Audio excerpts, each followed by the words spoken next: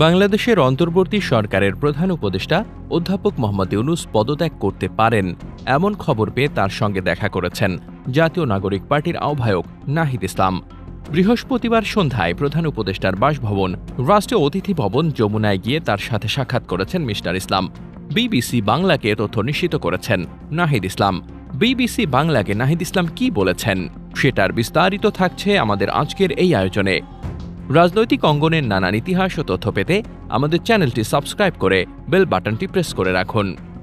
নাহিদ বলেন, দেশের চলমান পরিস্থিতি, স্যারের তো পদত্যাগের একটা খবর আমরা আজকে সকাল থেকে শুনছি, তো ওই বিষয় নিয়ে আলোচনা করতে স্যারের সাথে দেখা করতে গেছিলাম।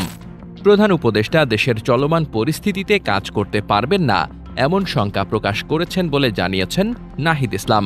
বিবিসি বাংলাকে তিনি বলেন, স্যার বলছেন, আমি যদি কাজ করতে না পারি, যে জায়গা থেকে তোমরা আমাকে আনছিলা একটা গণ অভ্যুত্থানের পর, দেশের পরিবর্তন, সংস্কার, কিন্তু যেই পরিস্থিতি, যেভাবে আন্দোলন বা যেভাবে আমাকে জিম্মি করা হচ্ছে, আমি তো এভাবে কাজ করতে পারবো না।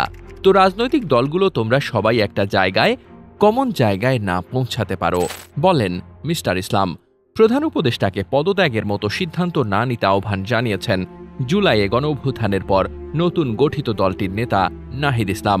নাহিদ ইসলাম প্রধান উপদেষ্টাকে বলেছেন, আমাদের গণ অভ্যুত্থানের আকাঙ্ক্ষা এবং জাতীয় নিরাপত্তা ও দেশের ভবিষ্যৎ সবকিছু মিলিয়ে উনি যাতে শক্ত থাকেন এবং সবগুলো দলকে নিয়ে যাতে ঐক্যের জায়গায় থাকেন, সবাই তার সাথে আশা করি কোঅপারেট করবেন।